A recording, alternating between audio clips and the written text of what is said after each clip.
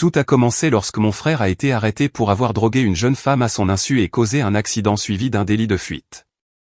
Quand j'ai refusé de mentir pour le couvrir, mes parents ont essayé de m'obliger à endosser la responsabilité à sa place.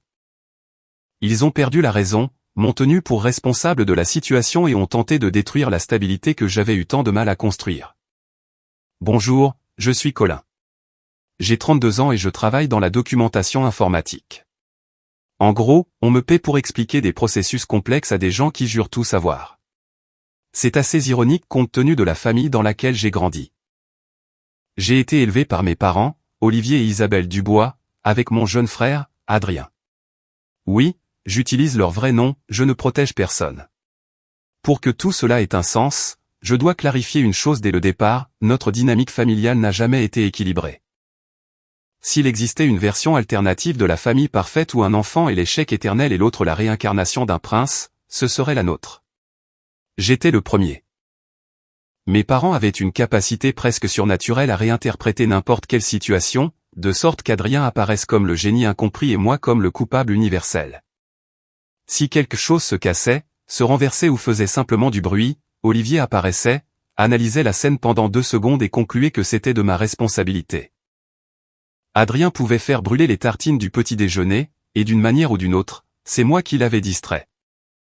Au lycée, c'était la même chose. Si l'école appelait pour une bêtise d'Adrien, Olivier faisait des discours sur la façon dont son fils était injustement pointé du doigt, si je recevais un mot dans mon carnet de correspondance pour avoir trop bavardé en classe. On aurait dit que j'étais sur le point de devenir un délinquant. À l'adolescence, j'ai arrêté d'essayer de prouver quoi que ce soit. Je faisais des petits boulots, j'économisais, j'achetais mes propres affaires.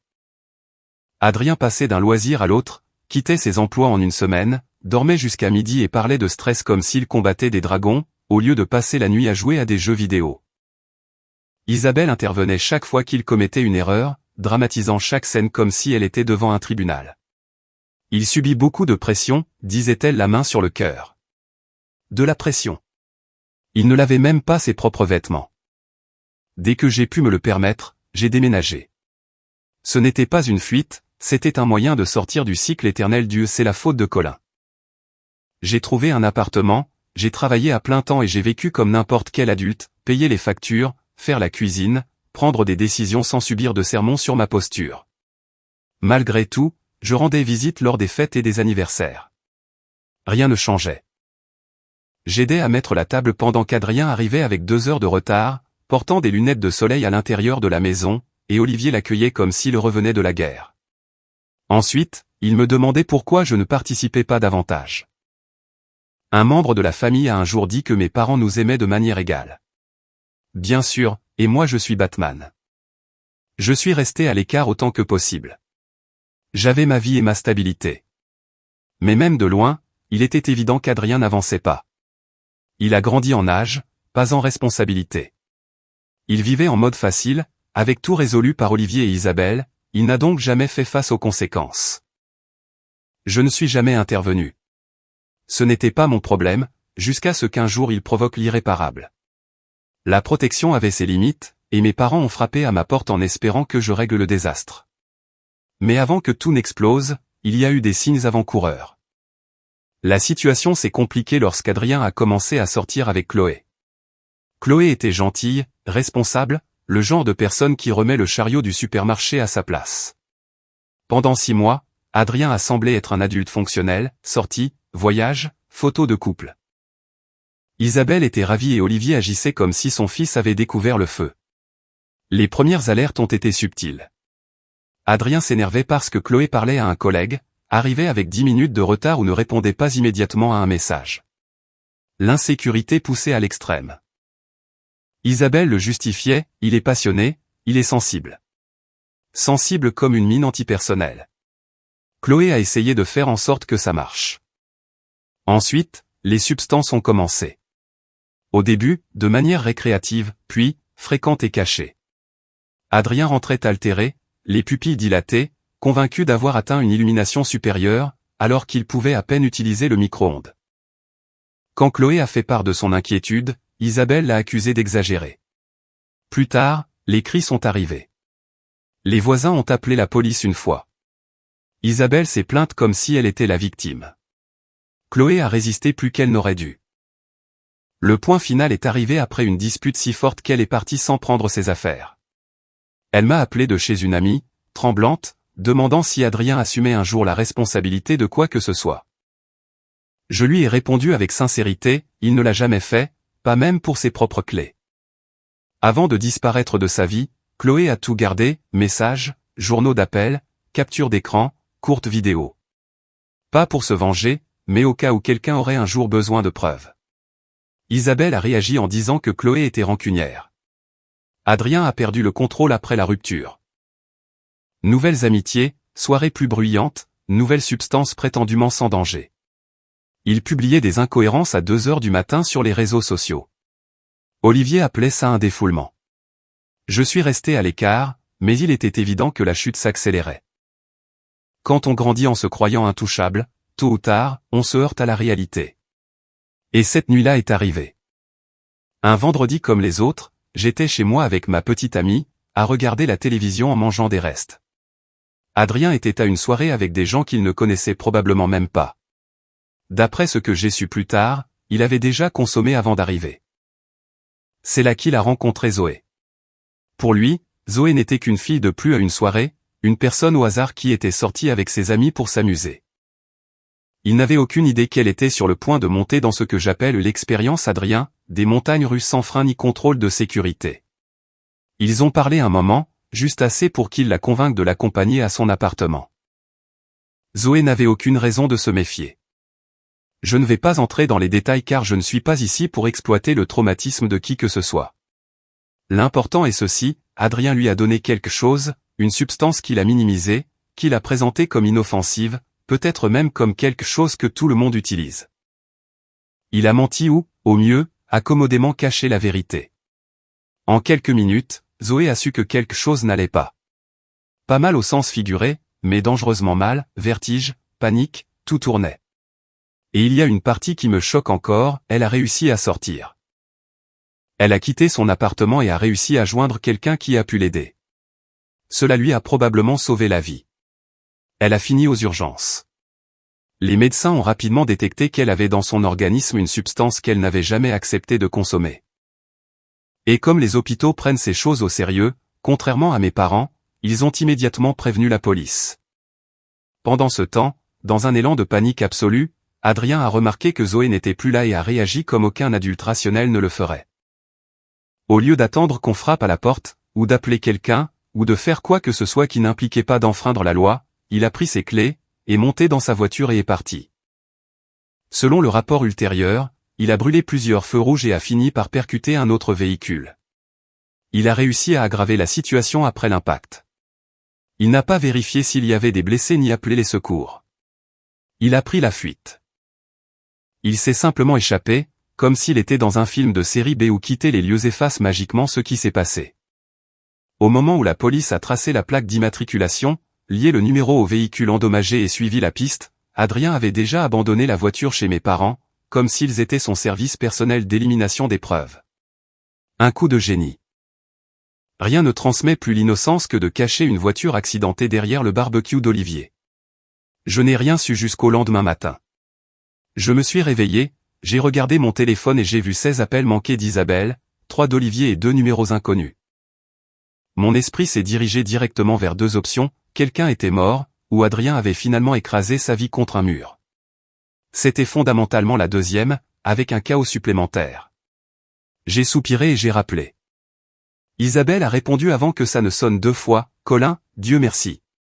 Elle sanglotait si fort que j'ai dû éloigner le téléphone. « Bonjour à toi aussi », ai-je murmuré. « Qu'est-ce qui s'est passé maintenant ?» Avant qu'elle ne réponde, la voix d'Olivier a éclaté, il s'acharne sur lui, « Colin. » C'est complètement disproportionné. Isabelle l'a interrompu, elle a tout mal compris. Cette fille s'est trompée. Olivier a parlé par-dessus, nous avons besoin que tu viennes maintenant, tu m'entends? J'ai cligné des yeux, regardant le plafond. Je n'avais même pas pris de café. Quelqu'un peut m'expliquer ce qui s'est passé, bon sang? Isabelle a reniflé bruyamment, ton frère a été arrêté injustement. Je me suis assis dans mon lit. Arrêté injustement? C'est comme ça qu'on va appeler ça? Olivier a repris, la police exagère. Ils exagèrent toujours. Bien sûr, ai-je répondu. Qu'a-t-il vraiment fait? Silence. Puis Isabelle a chuchoté avec dramaturgie, une fille porte des accusations. Je me suis frotté le visage. Des accusations. Je comprends. Elle ment, Colin. A insisté Isabelle. Elle veut ruiner sa vie. C'est pour ça qu'on a besoin de toi, a ajouté Olivier. Nous devons prendre les devants. La police déforme tout. Ils parlaient l'un sur l'autre comme une chorale dysfonctionnelle. Plus ils s'expliquaient, plus il était évident que ce n'était pas un simple malentendu. Adrien avait de sérieux ennuis juridiques, le genre qui ne se résout pas avec une discussion ferme et un avocat de famille. Et connaissant mes parents, je l'ai senti dans mes tripes, ils ne m'appelaient pas pour demander de l'aide, ils m'appelaient pour m'entraîner dans le désastre. Je me suis habillé et j'ai conduit jusqu'à leur maison. La rue avait déjà cet air de « il s'est passé quelque chose ici ». Les volets étaient à moitié fermés, dans cette posture ambiguë entre vouloir de l'intimité et vouloir que les voisins posent des questions.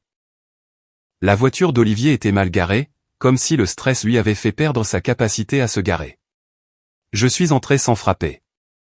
Isabelle faisait les 100 pas avec une poignée de mouchoirs, comme si elle se préparait pour une scène dramatique. Olivier était à table, examinant des papiers comme s'il était devenu avocat du jour au lendemain.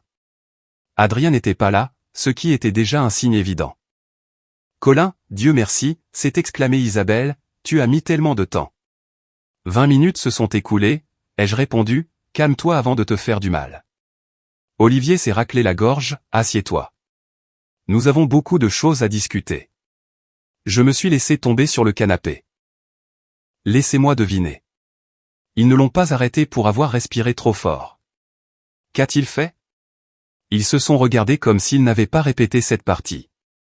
La police est venue ce matin, a dit Isabelle à voix basse. Ils ont trouvé la voiture, a ajouté Olivier. Quelle voiture? La sienne est endommagée. Ils disent qu'il a pris la fuite. Ah, oui, le délit de fuite. La cerise sur le gâteau du désastre. Mais ce n'est pas tout, a continué Isabelle, une fille, Zoé, a fait une déposition à l'hôpital. Elle dit qu'Adrien. Je comprends, les jeux interrompus calmement, pas besoin de finir ta phrase. Elle a mal interprété la situation, a insisté Isabelle, prise de panique. Elle ne le connaît pas. Bien sûr, car quiconque connaît Adrien devrait immédiatement comprendre qu'il est une mauvaise décision ambulante. Qu'a dit la police exactement, ai-je demandé. Olivier a hésité et m'a tendu quelques documents, ce sont les charges qu'ils envisagent, mais ils exagèrent. J'ai parcouru la liste. Ce n'étaient pas des accusations mineures, possession de stupéfiants, conduite sous influence, délit de fuite, et une liée à l'administration d'une substance contrôlée sans le consentement de Zoé. Ce n'était pas encore l'inculpation formelle, mais la liste des charges possibles ressemblait à un CV que personne ne voudrait avoir. Où est Adrien? Ils l'ont emmené, a sangloté Isabelle. Ils l'ont emmené. Il était en garde à vue. Peut-être qu'il affronterait enfin la réalité au lieu de la fuir. Alors Olivier s'est penché vers moi, Colin, nous avons besoin de ton aide. Nous y voilà. Quel genre d'aide? Ton frère est fragile. Il ne peut pas supporter ça. Il a plutôt bien supporté de fuir un accident, ai-je répondu. Olivier a ignoré le commentaire. Nous devons prouver que certaines des choses qu'ils ont trouvées n'étaient pas à lui, qu'il n'était pas responsable de tout. Je les ai regardés fixement. Que suggérez-vous?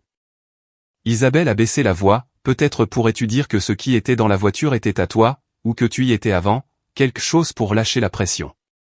C'était là, sans fioriture. Laissez-moi comprendre, ai-je dit, vous voulez que je mente à la police et que je dise que les substances étaient à moi, et que j'ai utilisé la voiture avant l'accident. Pas mentir, a corrigé Isabelle, clarifier. J'ai lâché un rire sec. Vous êtes incroyable. Littéralement personne ne croirait un tel niveau de stupidité. Olivier a frappé la table.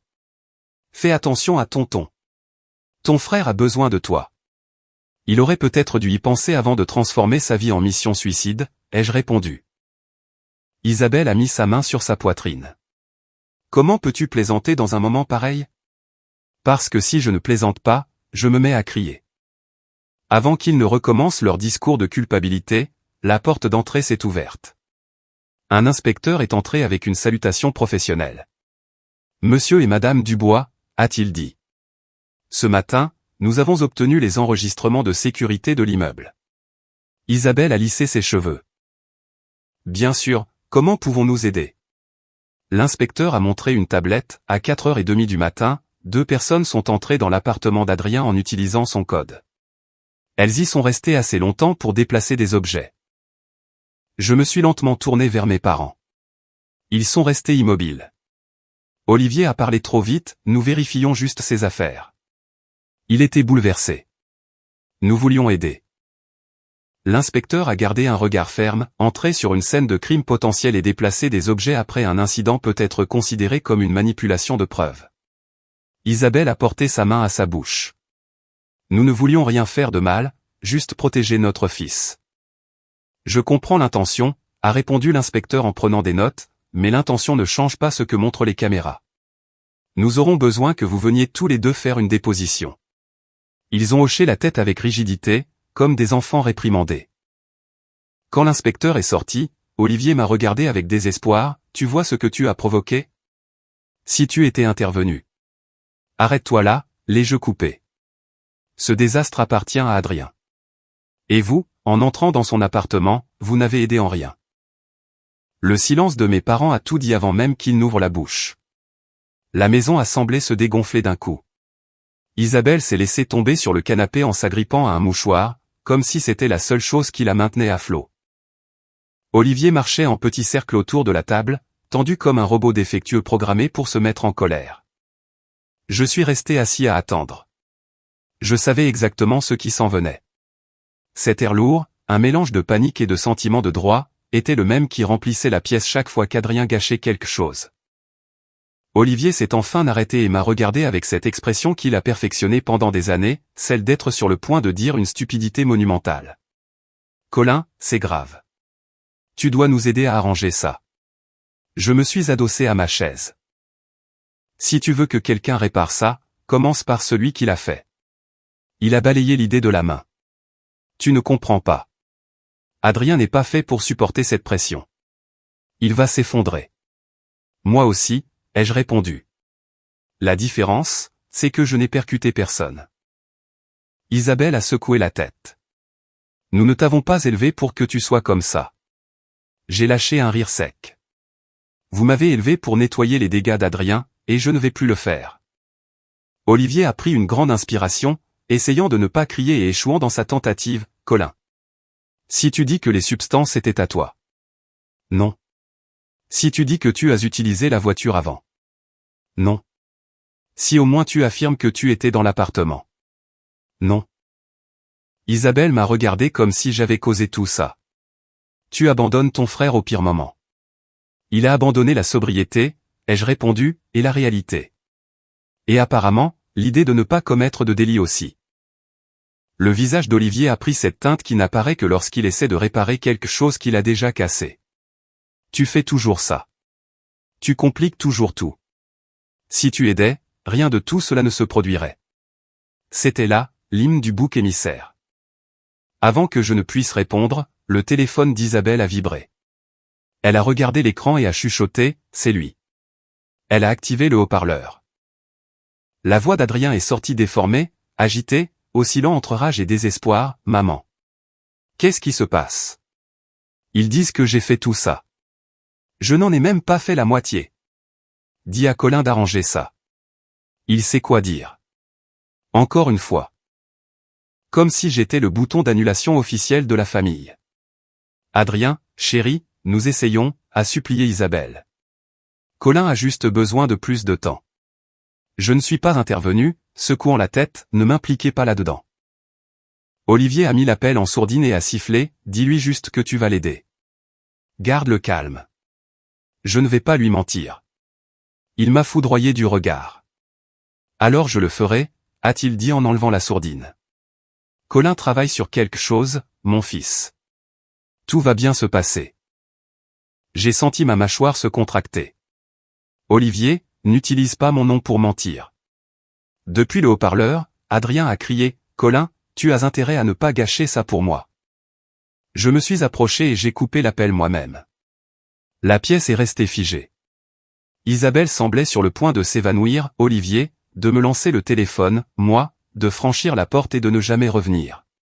Je vais être très clair, ai-je affirmé. Je ne vais pas endosser la responsabilité. Je ne vais pas modifier les faits. Je ne vais rien avouer. Adrien a pris ses décisions. Qu'il en assume les conséquences. Je n'arrive pas à y croire, a chuchoté Isabelle. Crois-le. Et vous feriez mieux de vous trouver un passe-temps autre que de gérer les catastrophes d'Adrien. Je me suis levé et je suis parti, les laissant dans le silence qu'ils avaient construit. Après cela, Olivier et Isabelle ont gardé leur distance pendant un certain temps. La tranquillité donnait l'impression que quelqu'un avait baissé le volume de fond de ma vie. Malgré tout, quelques messages passifs-agressifs sont arrivés, nous sommes déçus, et la famille doit rester unie, oubliant commodément que leur définition de la famille ne m'a jamais inclus lorsqu'il s'agissait de soutien émotionnel, d'argent ou de justice fondamentale. Puis la procédure judiciaire a commencé. Je n'essayais pas de suivre la trace d'Adrien, mais le système judiciaire a le don de vous laisser des mises à jour dans votre boîte de réception, même si vous voulez juste boire un café en paix. Entre les ragots familiaux, les publications interminables d'Olivier sur les réseaux sociaux et les rapports dramatiques de mes parents, j'ai fini par assembler le tableau. Adrien a obtenu une mise en liberté sous contrôle judiciaire avec des conditions claires, se présenter aux convocations, ne pas consommer de substances, rester dans la région et éviter certaines personnes. Des règles simples, celles que tout adulte devrait pouvoir respecter. Les audiences sont arrivées. Je n'avais pas l'intention d'y assister. J'avais du travail, j'avais une vie et je ne voulais pas participer à ce cirque. Mais ma petite amie a insisté sur le fait que le voir de mes propres yeux m'aiderait peut-être à couper le lien émotionnel une bonne fois pour toutes. Un matin, je suis entré au tribunal avec une chemise propre et un soupir répété. Olivier était raide sur son siège. Isabelle serrait son sac à main comme s'il contenait les réponses de l'univers. Adrien, à côté de son avocat, avait l'air pâle, agité et toujours offensé d'être là. C'est alors que Zoé est entrée. Sans dramatisation, sans regarder Adrien, elle marchait avec une sérénité ferme, comme quelqu'un qui avait déjà survécu à quelque chose de terrible. Le silence fut absolu. Les médecins ont expliqué les substances trouvées dans son organisme et comment elles correspondaient à ce qui avait été trouvé dans l'appartement d'Adrien. Un témoin du délit de fuite a décrit l'impact, le chaos, les phares, la voiture en fuite. Mais le coup le plus dur est survenu lorsque l'inspecteur a pris la parole. Il a montré des enregistrements de caméras de sécurité, 2 personnes entrant dans l'appartement des heures après l'incident, déplaçant des objets, touchant des surfaces, retirant des choses. Reconnaissez-vous ces personnes, a demandé le procureur. Oui, a répondu l'inspecteur, monsieur et madame Dubois. Isabelle a émis un son brisé. Olivier s'est gonflé de tension. Ceci est en cours d'évaluation comme une possible manipulation de preuves, a ajouté le procureur. Ensuite, ce fut le tour de Chloé, citée à comparaître après qu'il a été découvert qu'elle avait conservé des registres qui correspondaient au récit de Zoé. Elle n'a pas pleuré. Elle a montré des messages, des audios, des captures d'écran avec date et heure. Adrien s'est recroquevillé sur son siège. À la fin de la journée, l'affaire semblait tenir à un filet, comme on pouvait s'y attendre, il a décidé de violer son contrôle judiciaire. Il a manqué une convocation, a échoué à un test et a été vu avec des personnes dont il devait se tenir éloigné. Le juge a révoqué son contrôle judiciaire sans hésitation. Adrien est retourné en détention provisoire. Olivier a publié un message sur les réseaux sociaux qui aurait très bien pu s'intituler « Pourquoi mes fils me déçoivent », mais l'un d'eux le fait correctement. Isabelle a essayé de m'appeler 5 fois cette nuit-là. Je n'ai pas répondu. Pendant ce temps, ma vie avançait. J'ai été promu, ma petite amie et moi avons déménagé dans un endroit plus spacieux, elle m'a annoncé qu'elle était enceinte. Nous nous sommes mariés lors d'une cérémonie simple à la mairie, sans spectacle, avec seulement la promesse de faire mieux que la génération précédente. Adrien a été condamné plus rapidement que prévu. Entre le délit de fuite, les substances, la violation de son contrôle judiciaire et les preuves accumulées, l'indulgence n'était pas au menu. Il a reçu une peine combinant prison ferme et une longue période de suivi judiciaire. Puis sont venues les poursuites au civil. Zoé en a engagé une, tout comme la victime de l'accident. Des compagnies d'assurance et des avocats s'en sont mêlés. Olivier et Isabelle ont commencé à vendre des investissements, des bijoux et même des souvenirs de famille. Le désastre d'Adrien s'est avéré coûteux. Moi, pendant ce temps, j'ai appris à assembler des berceaux et à débattre des couleurs de peinture. Jusqu'à ce que ma fille naisse. Elle est arrivée en hurlant, déterminée. Ma femme a pleuré de soulagement. J'ai tenu cette petite personne qui me faisait confiance, ne sachant rien de mon passé. Et pour la première fois depuis longtemps, rien d'autre n'avait d'importance. La paix a duré 6 jours. Un numéro inconnu m'a écrit « Félicitations, nous voulons rencontrer notre petite fille ». Je n'ai pas répondu. Puis ils ont appelé de différents numéros, envoyé des messages sur les réseaux sociaux, un cousin a écrit à ma femme. Nous avons bloqué tout le monde. Ils ont essayé de me localiser dans mon ancien appartement. Mon voisin m'a envoyé une photo d'Olivier et Isabelle frappant à la porte avec une peluche à la main, je lui ai dit d'appeler la sécurité si nécessaire. Ensuite, Olivier a contacté mon lieu de travail en feignant l'inquiétude. Les ressources humaines m'ont demandé si j'étais en danger, j'ai répondu que je l'étais seulement à cause de la stupidité. Isabelle a publié un texte sur les réseaux sociaux à propos d'enfants manipulés contre leurs parents. Un membre de la famille m'a prévenu qu'ils envisageaient de prendre des conseils juridiques pour les droits de visite des grands-parents. J'ai ri. Puis j'ai reçu une lettre d'Adrien depuis la prison. Elle commençait par « Mon frère, nous devons réparer la famille ». Je ne l'ai pas terminée. Je l'ai déchiquetée ce soir-là. J'ai bloqué tous les numéros en attente, supprimé les conversations et dit à ma femme « C'est fini pour toujours ». Aujourd'hui, il n'y a que ma femme, ma fille et moi. Une maison sans manipulation ni favoritisme. Quelques années ont passé. La vie est suspectement calme. Adrien purge toujours sa peine, je n'ai plus eu de ses nouvelles. Olivier et Isabelle ont vendu la maison et ont déménagé dans quelque chose de plus petit. Les procès consument rapidement les ressources.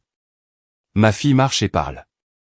Parfois elle m'appelle papa comme si c'était le titre le plus important au monde. Et ça l'est. On dit que les liens du sang sont plus forts que tout. Je pense que cela dépend de la toxicité de ce sang. Nous allons bien sans eux, et c'est la fin avec laquelle je peux vivre. Commentaire, je suis toujours profondément touché par la force qu'il faut pour privilégier sa propre paix face aux attentes destructrices de son entourage. Poser des limites fermes n'est jamais un acte d'égoïsme, mais une nécessité absolue pour préserver son équilibre mental et émotionnel. Chacun de nous doit apprendre à assumer le poids de ses propres décisions sans attendre que quelqu'un d'autre vienne réparer ses erreurs. Le respect de soi commence au moment précis où l'on refuse d'être le bouc émissaire des dysfonctionnements des autres. Les véritables liens se construisent sur la confiance, le soutien mutuel et la responsabilité, bien au-delà des simples liens du sang. Il est tout à fait légitime de s'éloigner d'un environnement toxique pour se créer un espace sûr où l'on peut enfin respirer et grandir. La plus belle victoire consiste à briser ces cycles de douleur pour offrir à la génération suivante un foyer empreint de véritable bienveillance. Je vous invite à examiner vos propres relations et à avoir le courage de protéger votre lumière intérieure. Prenez soin de vous et rappelez-vous que vous avez le droit absolu de choisir la sérénité au quotidien. Si vous avez aimé, n'oubliez pas de laisser un commentaire et de soutenir la chaîne en vous abonnant. À bientôt pour les prochaines stories.